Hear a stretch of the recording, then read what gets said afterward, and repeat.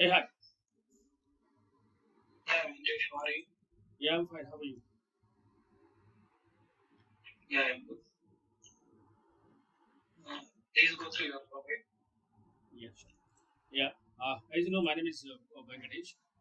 I've been working with the software test engineer for the last 5 years. I have a good experience in the malware testing for the web applications and the API testing with the Postman and the SoapUI. Recently, we started using the JMeet also. Uh, we also worked on the DB testing and mobile testing as well. So currently working on the ASP.NET web application, which is in the travel domain. The client is Hotels.com, and we are dealing with different kind of hotels, flights, cars, car rentals, and all. So in this application, basically, we have a flight plus hotels and hotel sections and cars models are there. So the customer can land our website and they can book the hotels and different locations. Different location means like India we have different areas, different like Mumbai, Kolkata. So there are main cities. Okay, they can book the hotels and they can also book the flights for the different kind of locations, other countries also. So all these things we are maintaining, like flight search results, hotel search results, hotel booking information, payment information, everything we are maintaining that. So apart from this, currently we are working for the agile methodology. Sprint is for 2 weeks basically. In this application, my roles and responsibilities, like we have to understand the requirements first from the Jira dashboard, and then start designing the test scenarios and test cases in the test trail. And in the meantime, the developers are developing the user stories. So once the user story development is completed, then we are getting the build from the development team. Okay, so so once we get the new build from the development team, we usually perform the smoke testing. The smoke testing to check whether the build is working properly or not. So once the smoke testing is completed, then we are performing the functional testing. In the functional testing, we are executing the test cases. Okay, once the test case execution is done, if you are finding any defects, then we are raising the bugs in the Jira, assigned to the developers. Okay, so like this, the key part. The testing will be going up, raising the bugs. Okay, and assigned to the developers. So in the meantime, the developers releasing another build that is called modified build. There we are performing the retesting and regression testing. Okay, so like this, we are performing this system testing and interior testing as well. So once this is done, we are going for the API testing. So we are using the REST API in the Postman. So we are automating the get request, post, put, delete, patch kind of request. Okay. So once this API testing is completed, then we'll go for the database testing. So we are using the MS SQL server for the database testing. Like we are just running the queries, join queries. Okay. Like we have some kind of commands, DDL commands, DML commands, these DCL commands, and we are also using some kind of functions, count, minimum, maximum, average, and we have the group by order by having a bunch of commands. By using these things, we are executing some queries like checking the front end data is reflecting back end or not. Yeah, Okay, so what is meant by build verification testing? build verification testing is nothing but we are just checking the basic functionality is working in the application or not. The basic functionality means, example, are you able to register to the website with valid data? Are you able to log into the website with your existing credentials? So this is the build verification testing. Like actual customer requirement should work. Okay. Can you explain software testing? Software testing lifecycle. Okay. Software testing lifecycle is mainly taken care by the testing team, especially.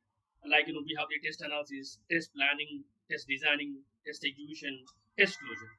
So initially the test planning, test analysis, like all the test engineers are involving the review the requirements, analyze the requirements. They have to understand the requirements. In the meantime, the test lead preparing the test plan documentation, like what to test, how to test, when to test, kind of things. Like feature to be tested, features not to be tested, intake criteria, exit criteria, kind of things. And then we all, for the test engineers, have to design the test cases in the test designing phase. Like we are designing the test scenarios, test cases, test data preparation, traceability matrix. So all these the main testing artifact documents should be prepared. Once this is done, then we'll get the build from the development team. We'll start test execution. So once the test execution phase is done, in the test execution phase, like we are executing the test cases, right? So in the test execution part, we are finding the defects, raising the defects in the Jira. All these things will happen. So once the test execution phase is done, then we have the test closure. Like we are preparing the test report. Like test report means we have a test report, bug report, kind of things. How many test cases passed, failed, blocked, not executed, and how many bugs found, how many open bugs, closed bugs, all these things kind of things are reported there. Okay. So what is the difference between test strategy and test plan? Test strategy is nothing but its approach of testing. Like what kind of an approach you're taking on your testing activities. Test plan is nothing but it is defined like how to proceed with the testing, how to test it, and when to test it, what to test it. Like we have a scope of project and objective of testing, and entry criteria for testing, exit criteria for testing, and we have the features to be tested, features not to be tested, risk and mitigations, conclusions. All these things are available in the test plan documentation. In the test strategy, we have the what are the tools you are taking up, and what is the strategy you are going to use it, what are the systems you are targeting. All this information available in the test strategy. Yes. What are the test design techniques? Test designing techniques. Yeah. We generally use the test designing techniques for we use boundary value analysis, equivalence class partition, state transition testing, decision table, use case testing. Mostly we use these things for as part of test case design. Okay. What is meant by severity? What is meant by priority? Severity, it is impact on the application basically. It is the seriousness of the defect in the system, like how much the defect is impacting in the application side. Usually the severity will set by the testers, and we have the different kind of severities like critical, high, medium, low kind of severities. Priority is basically set by the developers, not by the testers. Whenever we find the defects, we are giving the severity, high severity, and assign to the developers. The developer will taking care of the priority when to fix it, which bug they have to fix first. They have to fix the low priority defects or high priority defects. The developers will take care of the priority bug. What is agile methodology? Agile methodology is different to the traditional models. Like in the agile methodology, basically we are where the requirements are changing frequently. We can accept the requirements at any point of time in the middle of the development, also from the customer. And it's a complete flow. We have a 2 weeks of sprint. It can be iteration 2 weeks or 3 weeks like that, and the customer will know the feedback end to end every 2 weeks, and the customer will know, and we'll have the back-to-back deliverables to the customer, and giving the feedback to the customers. Okay, what is the state of the project? Everything is available here. I mean, the customer knows what is the state of the project every day, without any blockage. I mean, in the other models, basically, we don't know the state of the project until the project duration is completed. But here, every day we have a communication between the developer, the Scrum Master, and this client, and everything. And we are updating to the customer. We are delivering the product, these requirements in 2 weeks of time, 1 week of time. Okay, everything the customer knows what is happening in the project as a project. Okay. Can you give an example of boundary analysis? Boundary analysis. Yeah. Example, there is a login page. I'll take login page. I'll take registration page. In the registration page, we have the first name, last name fields are there. Usually, the first name field should accept a minimum of 3 characters and maximum some 20 characters. So the boundary is minimum 3 and the maximum is 20 characters. And here boundary also 3. It exists 3 conditions: boundary value plus 1, boundary value minus 1. Example, if you are giving below 3, like boundary value minus 1 on the minimum, like 3 minus 1, you should not pass, you should fail. And the same way boundary value plus 1. Boundary value plus, example, if your maximum value is 20 and if you're giving 21, it is accepting, then it is a bug. So we have to test like this: the minimum and maximum we have to check it out for the minimum and maximum. Which bug tracking tool you are using? Bug tracking tool, we don't have any specific bug tracking tool. We are using Jira only. In the Jira itself, we are raising the bugs and assigning to the developers. But Jira, we have a separate workflow for the bugs. Can you explain it? Workflow basically, initially whenever you raise a defect, right? Okay, it is in the to-do status. So once the developer accept the defect, and then they will start analyzing it, and they will change it to. If they accept the bug, then they will change it to in progress.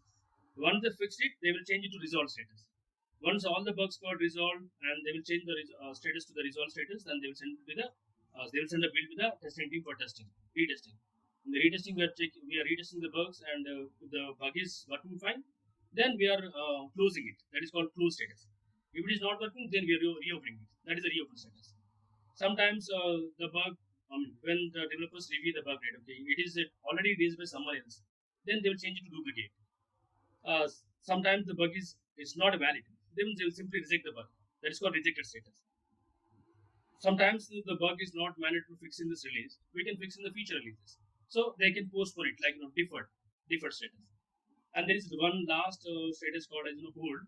In case of bug description is not clear, and it is not that much having the proper information on the testers, so they can put on hold and then send it back to the testers. Like to do, in progress, resolved, close, reopen, hold, rejected, duplicate, deferred. Yeah, mostly these status are. How do you deal when requirements change frequently? Obviously, when you're working in the agile industry, right, okay, definitely the requirements can be changed, and we have to accept it because we are approaching that model. So that's the reason we have to accept it. But if it is a frequent changes for every sprint, maybe we have to talk to the customer, or maybe PO or Scrum Master, saying that okay, due to the frequent requirement change, so there might be impact on our estimations. Estimations in terms of development, and in terms of testing activities also. So I have to compare like how much it is impacting on my overall estimation. The overall estimation example 10 hours, so 40 hours, and it is impacting at least until 10 plus hours like that. Then you have to talk to the customer or talk to the Scrum Master or project manager, saying that it is impacting my testing deliverables, so I cannot test it properly within the specified time. So we should not encourage these kind of frequent changes for every sprint or every middle of the sprint. So we have to try to explain them with the proper reason, so that the customer can plan, Scrum Master can plan for the next sprint accordingly. Okay, what is retrospective meeting? Retrospective meeting, yeah, generally we have the retrospective meeting at the sprint end. Example, today is my sprint ending. So we had a sprint review meeting, then after that we have a sprint retrospective meeting. In the sprint retrospective meeting, the delivery manager and the QA manager, test developer manager, including the Scrum Master, will be involved. We're talking about what went wrong in the sprint, what went well in the sprint, and what we have to learn from the sprint. Example, we were not able to finish a few of these user stories in the previous sprint. Why we haven't completed? What is the reason?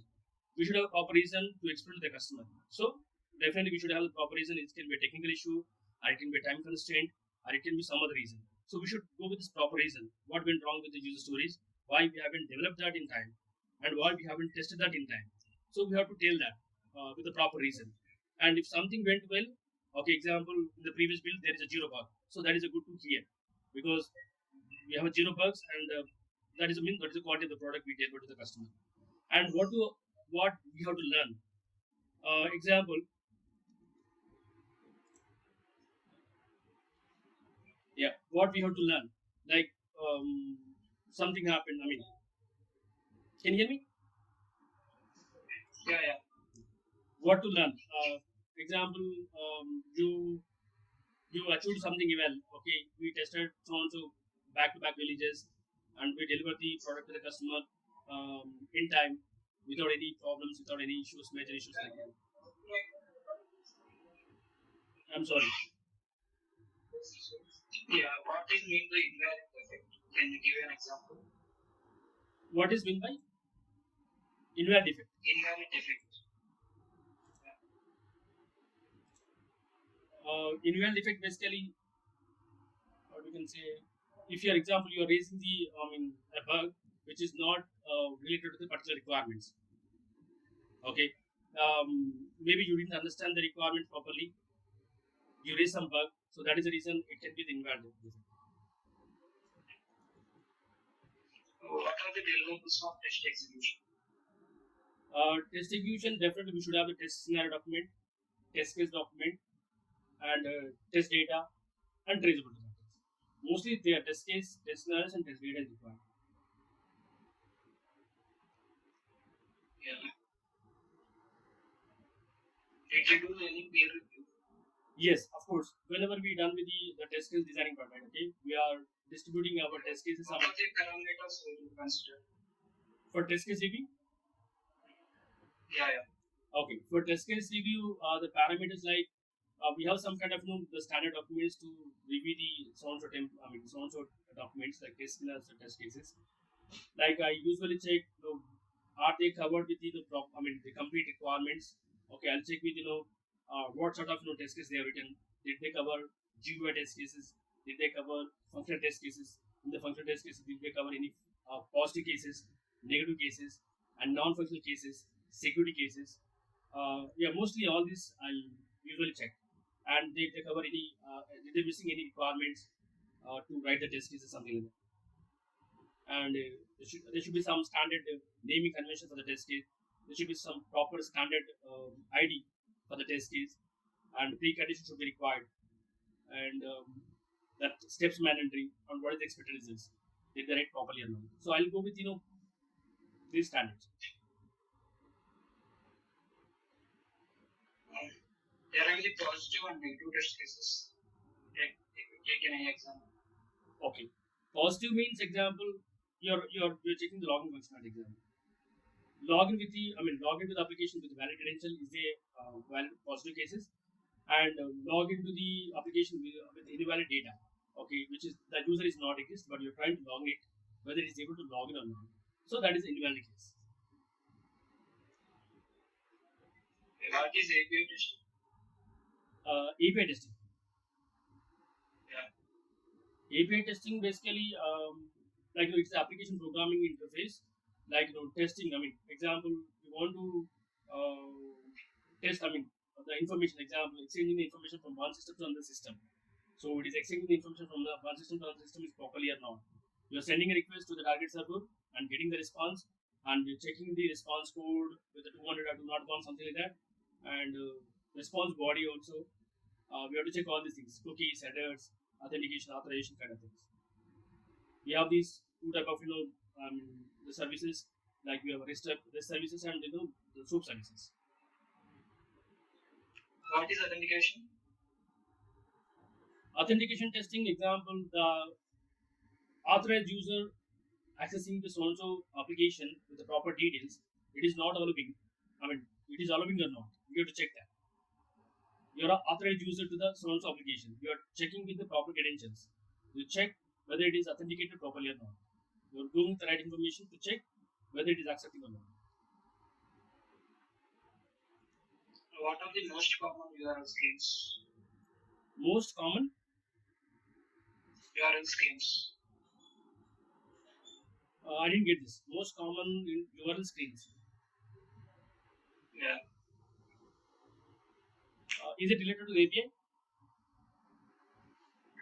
Yeah. What are the most common URL schemes? URL schemes. Okay. Most common URL schemes. We have endpoint is there. Resource URL is there. We have parameters. Mostly these things. Path parameters and query parameters are there. What are the different types of defects found in API testing? Defect found, mostly sometimes the incorrect request format and sequence API calls and API testing defects. What are the major blockers or challenges faced by API testing? Yeah, mostly we'll see that the reliability issues and multi-threading issues and security related and performance related issues. I mostly see this kind of issues, and even some kind of sometimes API sequence calls, and what else we have. Mostly, yeah, these are the bugs I can see. The incorrect request format and duplicate functionality, and sometimes duplicate not duplicate. Yeah, sometimes the API response data is not structured properly, and mostly the multi-threading issues and performance API. API performance issues. Sometimes the API response time is taking high time, and security issues, and improper error messages, and API sequence calls. Yeah, I mostly see this. Yeah. What is API methods? API methods, we have a get, post, put, delete, patch.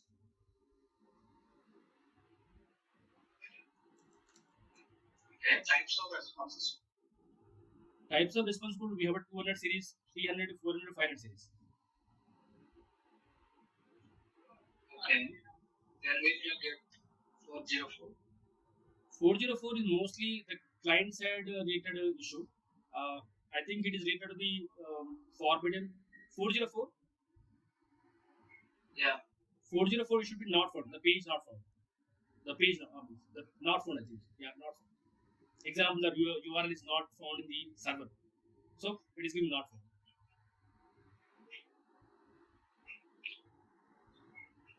Okay. What is curly parameter? Param? Query parameters and path parameters. Right? Yeah. We have query parameters at the URL level. And path parameters, no, I think path parameters should be. I have to recollect it, I think. Query parameters and path parameters, right? Like, basically, Yes. whenever you are writing the filtering the resource URL, right? Okay, the resource URL, we're adding some query parameters. And path parameters used to, like, just to check, identify the specific resources. What is payload? Payload is like, request data. What is the request data you're passing to the request?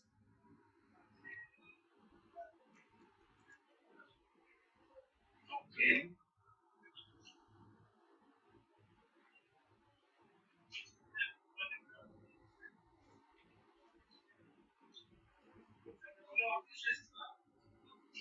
What are the mandatory fields while logging the defect?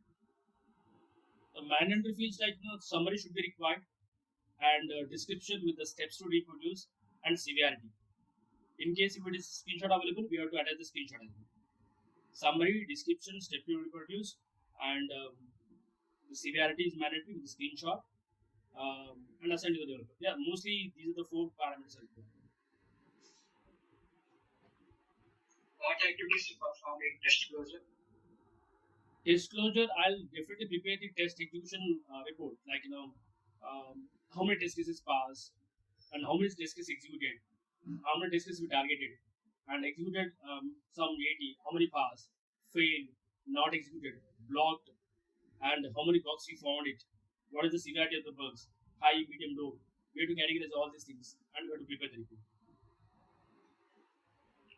What is static testing and dynamic testing? Static testing, in my view, it is a verification of documentation. Like, verifying the documents, the verification testing, and validating the system is called validation testing. Like, we have unit testing, integration testing, system testing, UAT testing, like that. What is blackboard testing and give some examples? Yeah, blackboard testing techniques like, basically, the blackboard testing is nothing but testing an application without knowing the internal structure knowledge of the application. Like, I don't know what is happening in the background in the application, but I know in the UI. So I usually apply the techniques like, boundary value analysis, equivalence class partition, state archive testing, decision table, like this. How you can add value to an SLT? QA can add value to Agile. To an SLT. Yeah, the main qualities of, the QA guy, he has a strong knowledge in the project. First of all, he should explore the she should explore the knowledge on the so-and-so domain, without any, lack of knowledge in that, and it should be, easily collaborate with the entire any of the team members. Okay, there should be, the guy should be collaborate with each other team members in the team, the testing team members, and very good communication and very good innovation skills, and out of box thinking, like motivation skills, and learning skills especially, and that guy able to learn new things quickly, and also any kind of, training things. I mean, if they want to, if the guy want to give the kind of, some kind of trainings and any new technologies to the team members, so that kind of quality also they should have. Yeah, mostly these things.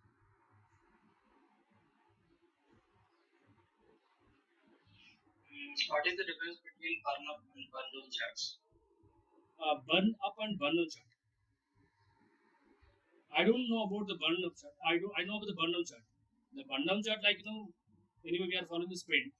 In the sprint, how many news stories we targeted and what is the estimation for that.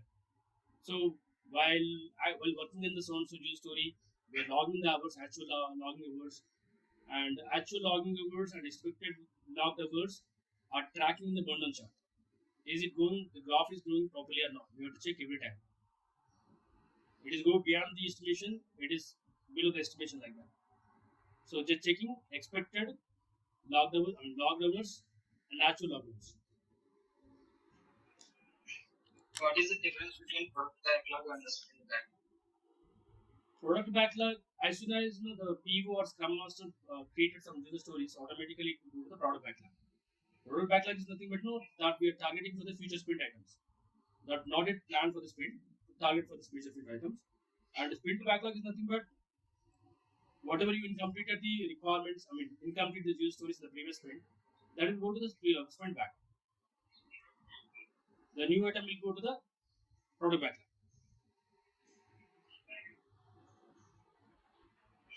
Okay. What is acceptance testing and the types of acceptance testing? Acceptance testing is nothing but, for my knowledge, I think we are testing the the user requirements, like what is the actual requirements given by the customer. It is working or not, simple. So the customer is given, is user able to register the website with the valid data properly or not. So we are checking with the acceptance criteria. So check even the user is navigated to so and so application and provide valid details. Click on submit button, able to register the website. This is simple, acceptance criteria we are writing the for the so and so user story. We are not writing any kind of negative cases, something like that. When will you perform alpha testing and beta testing? I don't perform any alpha testing because my QA manager will take care of that alpha testing. We generally call it UAT testing. Alpha testing will be done by the company end to make sure, and before releasing the build to the customer, they are testing the alpha testing. Like the build is working properly or not, any major bugs missing the application. Beta testing will be done by the customer. We are not working on it. Okay. What is CURD? What is CURD? CURD. CURD? CURD. CURD or CRUD? CURD. CURD, I didn't see that. I didn't heard about it. No. Yeah, create, update. That is a CRUD operation, right? CRUD operation. That is a CRUD. Yeah. Yeah. Create, read, update, delete. Those are CRUD operations. You said, I think, CURD. Yeah. How will you differentiate the API testing and unit testing? How will you differentiate the API testing and the unit testing? API testing is a complete, the UI testing is unit testing, right? Yeah, unit testing. Unit testing will be taken care by the developers. API testing taken care by the testers. So in the UI testing, they are checking each and every piece of code, like the piece of code is working or not. But in the API testing, we are checking the functionality of the application. Like we are checking, we are hitting some URLs and getting the responses properly coming or not. Yeah. Unit testing is taking care by the developers. API testing is taken care by the QA team. And the API testing is checking the functionality and just the application is working properly or not. And the unit testing, like checking the functionality only, but at the code level. And API unit testing is completely whiteboard testing, but API testing is a blackboard testing. Did you perform database testing? Yes. Okay.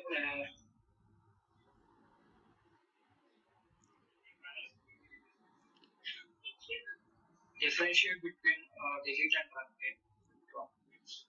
Delete, truncate, drop. Delete is nothing but delete one or more records from the table. We can delete all the records from the table. We can delete one record from the table. And truncate is nothing but deleting all the records from the table, but structure will be remained. The column names will be remained.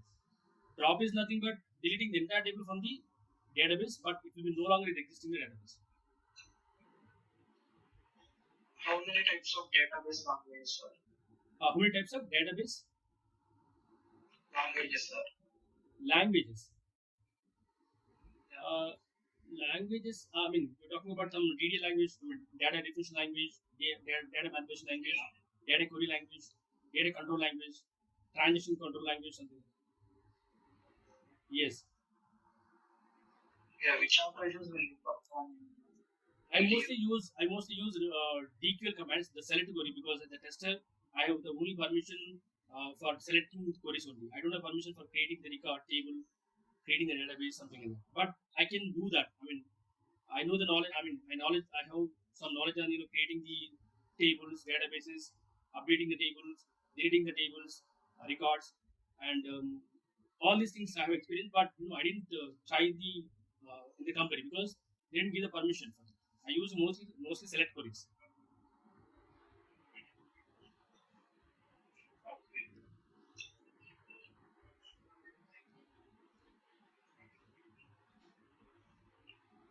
Yeah, that's it for you.